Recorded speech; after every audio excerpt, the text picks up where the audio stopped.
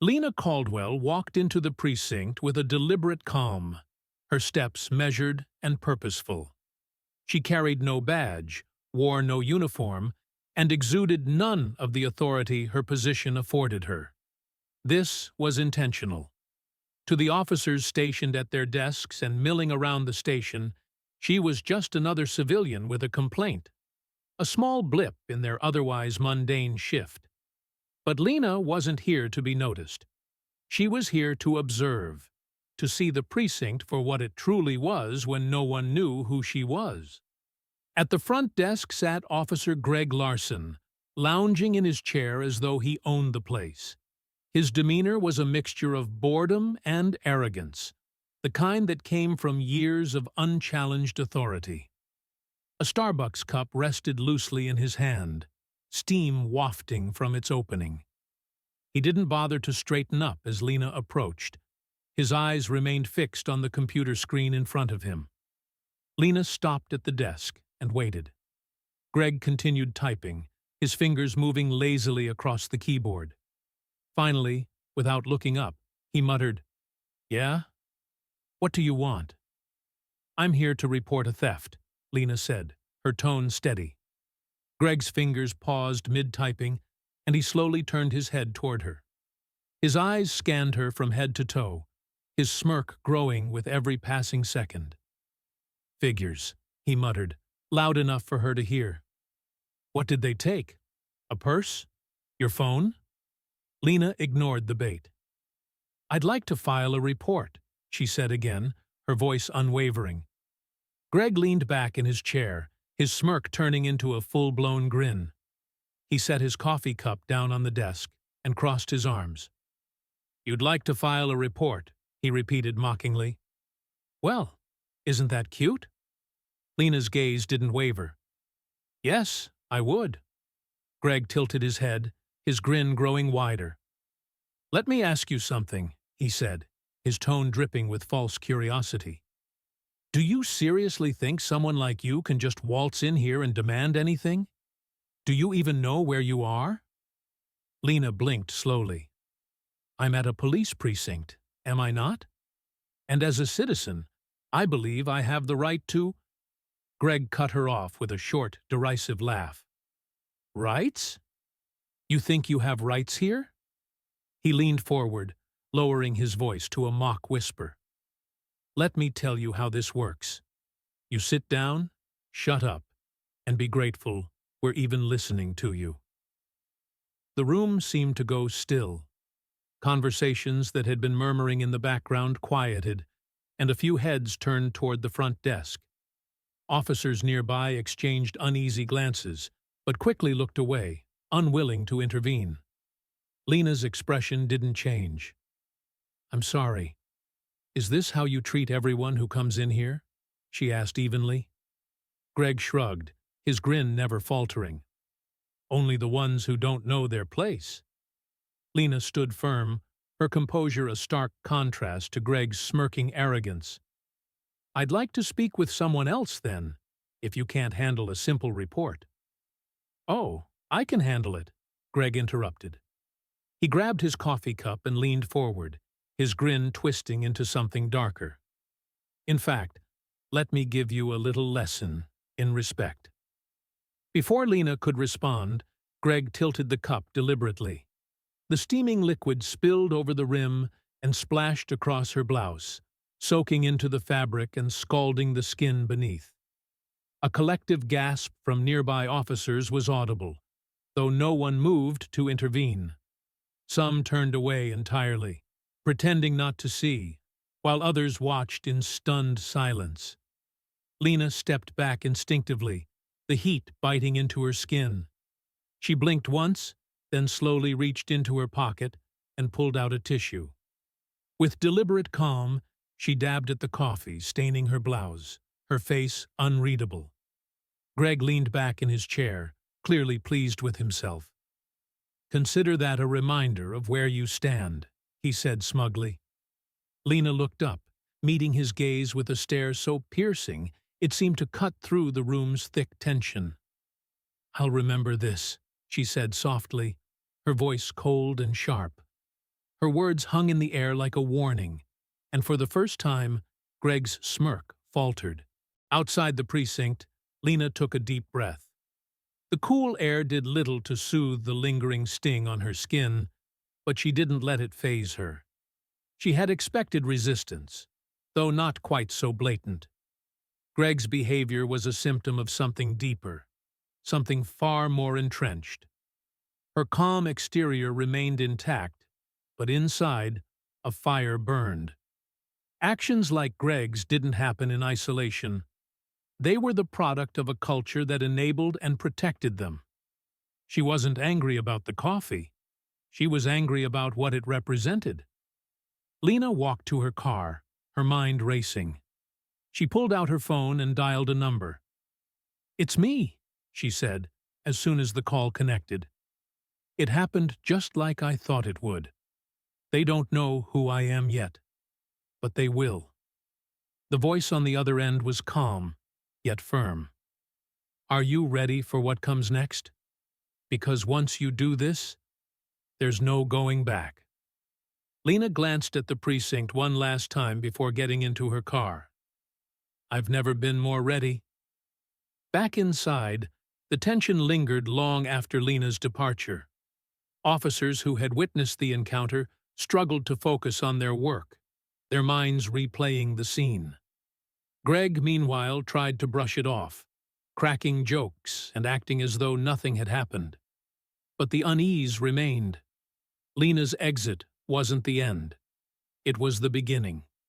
The precinct had always been a place of unspoken rules and invisible hierarchies.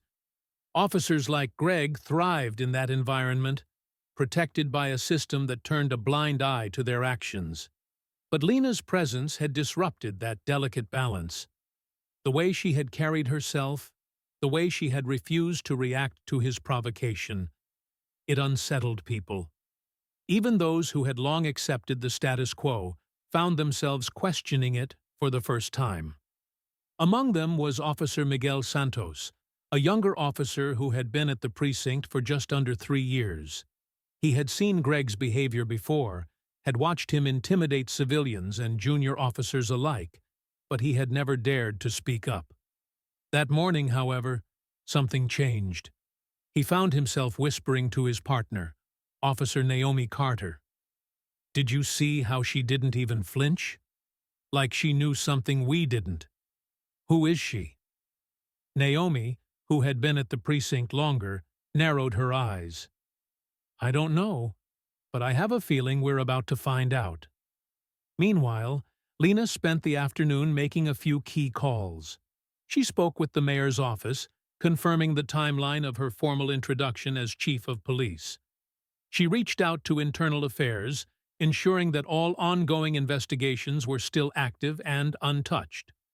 Finally, she sent a message to Captain Thomas Reynolds, the precinct's highest-ranking officer, requesting a private meeting first thing the next morning.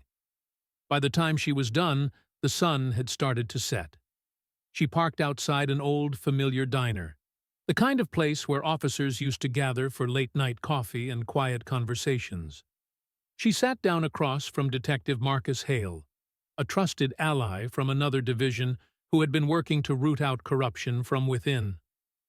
"You were right," she admitted, stirring a cup of black coffee. "It's worse than I expected. The culture runs deep, but it's not impenetrable." Marcus leaned back in his chair, rubbing his jaw thoughtfully. "And Greg?" Lena smirked. "He doesn't know it yet, but he's already lost."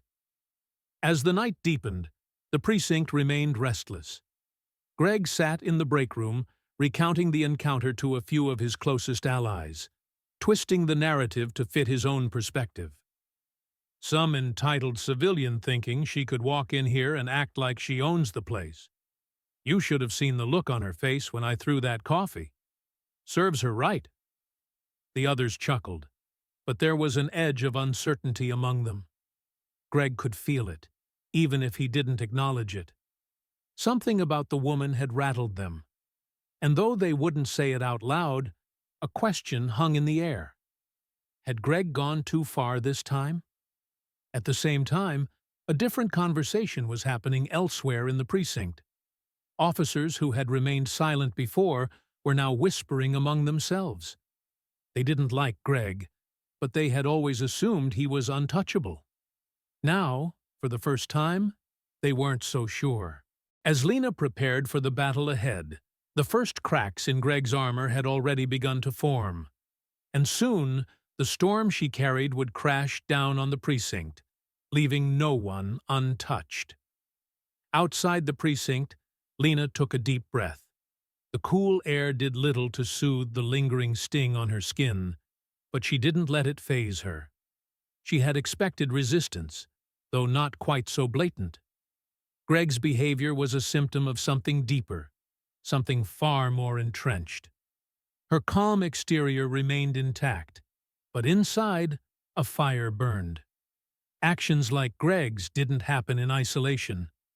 They were the product of a culture that enabled and protected them. She wasn't angry about the coffee.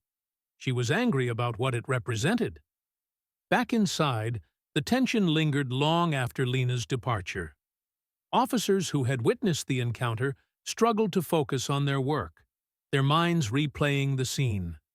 Greg, meanwhile, tried to brush it off, cracking jokes and acting as though nothing had happened. But the unease remained. Lena's exit wasn't the end. It was the beginning. And soon, the storm she carried would crash down on the precinct, leaving no one untouched.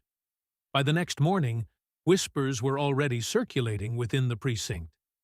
Who was that woman? Why hadn't she reacted in anger? Why had she left so quietly? The unease that had followed her departure the day before had only grown stronger overnight. Lena wasn't just another civilian. She was the new chief of police. And today, she would make her presence known. As Greg sat at his desk, reliving his triumph, the precinct doors swung open with purpose. Officers looked up from their stations, their conversations cutting off abruptly as Lena walked in, this time with her badge on full display. She moved with quiet authority, her gaze scanning the room before locking onto Greg. She had given him a chance to recognize his mistake. Now, it was time to see how far the corruption ran. The precinct's reaction was a mixture of shock and uncertainty. Officers exchanged wary glances, some scrambling to make themselves look busy, while others stood frozen, watching as Lena made her way through the station. She didn't raise her voice or call attention to herself. She didn't need to. Her very presence was a statement. Greg's smirk faltered the moment he saw her. He had assumed she was just another woman he could belittle and dismiss, but the reality of who she truly was crashed down on him like a wave.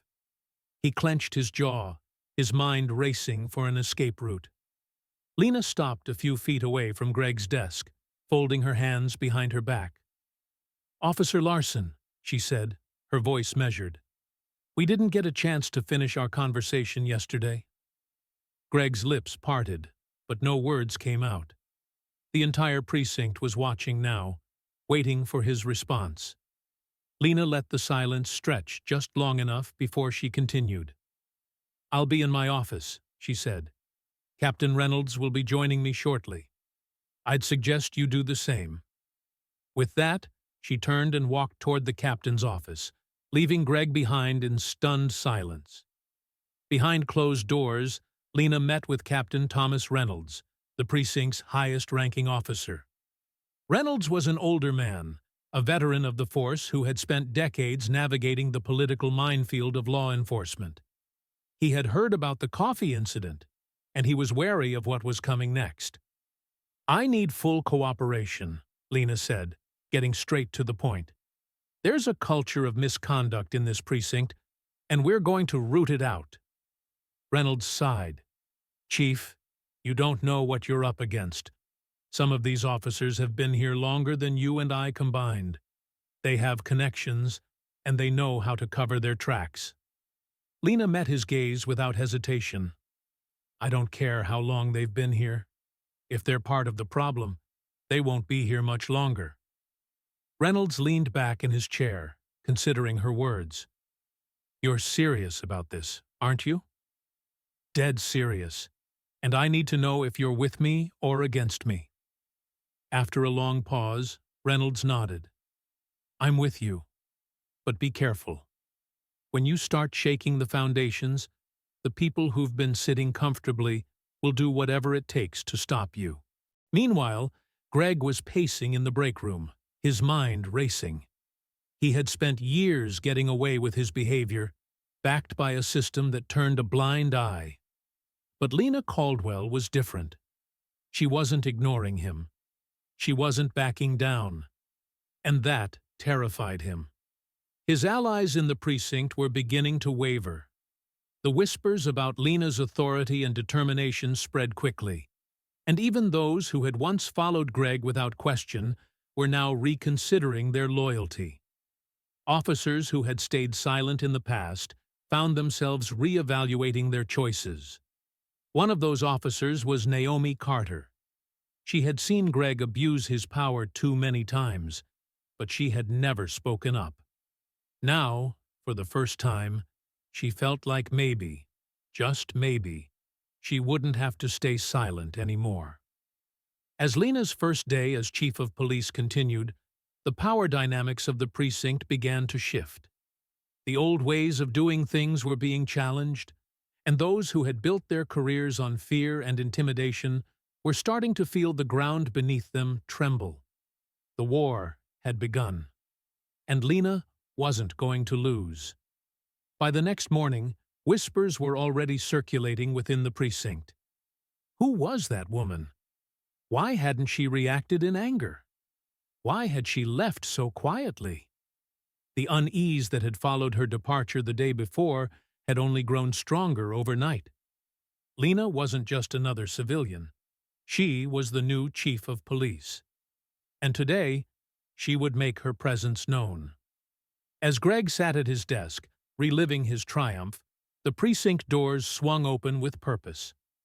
Officers looked up from their stations, their conversations cutting off abruptly as Lena walked in, this time with her badge on full display. She moved with quiet authority, her gaze scanning the room before locking onto Greg. She had given him a chance to recognize his mistake. Now, it was time to see how far the corruption ran. Lena wasted no time. That morning, she convened a meeting with her command staff, laying out her expectations for a full internal review of the precinct's operations. The message was clear. There would be no more tolerance for misconduct or abuse of power. Meanwhile, Officer Greg Larson found himself at the center of scrutiny.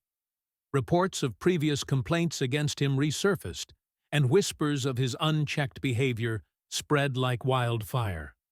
Some officers remained loyal to him, resenting the sudden shift in authority, while others, emboldened by Lena's leadership, began to speak out about the culture of intimidation that had long festered in the department. Lena spent the next few days methodically reviewing every file that crossed her desk. She met with officers one by one, ensuring that their voices were heard. Some were hesitant, afraid of retaliation, but Lena made it clear. This was their chance to set things right. She knew she needed allies on the inside. Officer Naomi Carter had already begun to distance herself from Greg, but Lena wanted her to take a more active role. When Naomi was summoned to Lena's office, she sat stiffly in the chair across from the new chief. "I know you've seen things, Naomi," Lena said, cutting straight to the point. "You don't have to tell me everything now, but I need to know. Are you willing to be part of the solution?" Naomi hesitated. "It's not that simple," she finally said. "Greg has people everywhere, speaking out against him." She shook her head. "It could end my career." Lena leaned forward. "Or it could define it. The culture in this precinct won't change unless people like you step up." Naomi swallowed hard, considering the weight of Lena's words. After a long pause, she nodded. "I'll do it." Meanwhile, Greg was growing increasingly paranoid. He had thrived under the previous leadership, knowing that as long as he stayed within certain boundaries, he was untouchable. But with Lena at the helm, everything felt different. The officers who once laughed at his crude jokes and followed his lead were starting to avoid him. He knew something was happening behind the scenes. Reports were being pulled. Conversations would suddenly stop when he entered the room. And then there was Naomi, his once loyal ally, now spending more time in Lena's office than she ever had before. One evening, Greg met with his closest supporters in a dimly lit bar near the precinct. "She's trying to take us down," he said, his voice low but seething. "We have to get ahead of this before it's too late." His allies nodded, but the unease in their eyes was unmistakable. Greg wasn't as invincible as he used to be, and they all knew it. Back at the precinct, Lena continued gathering evidence. With Naomi's help, she uncovered old complaints that had been conveniently buried, cases of excessive force, falsified reports, and suspiciously missing body cam footage. But Lena knew that paper evidence alone wouldn't be enough. She needed officers to come forward. She arranged a meeting with Detective Marcus Hale, her trusted ally from another division, and Officer Miguel Santos, a young but promising officer who had expressed concerns about Greg's leadership in the past. "I need people who are willing to stand up in front of the department and tell the truth," Lena told them. "The more voices we have, the harder it will be for them to ignore." Miguel hesitated. "Greg still has influence. Even if we take him down, what's stopping someone else from taking his place?" Lena nodded. "That's why this isn't just about Greg.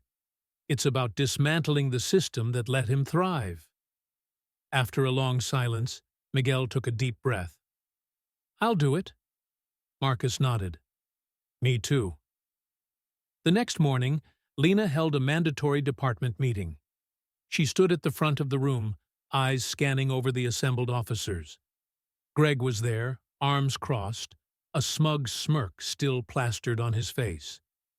"This precinct has operated under a culture of fear and silence for too long," Lena began. "But that changes today. There will be accountability. There will be consequences. And there will be justice." Greg scoffed, loud enough for everyone to hear. "And what exactly are you planning to do, Chief? Tear apart the department?" Lena met his gaze with unwavering confidence. "No," she said simply, "but I will tear down everything that's corrupt within it." A murmur spread through the room. Officers exchanged glances, some uneasy, others hopeful. And in that moment, Greg knew his reign of fear was coming to an end. The reckoning was only beginning. Lena wasted no time. That morning, she convened a meeting with her command staff, laying out her expectations for a full internal review of the precinct's operations. The message was clear. There would be no more tolerance for misconduct or abuse of power.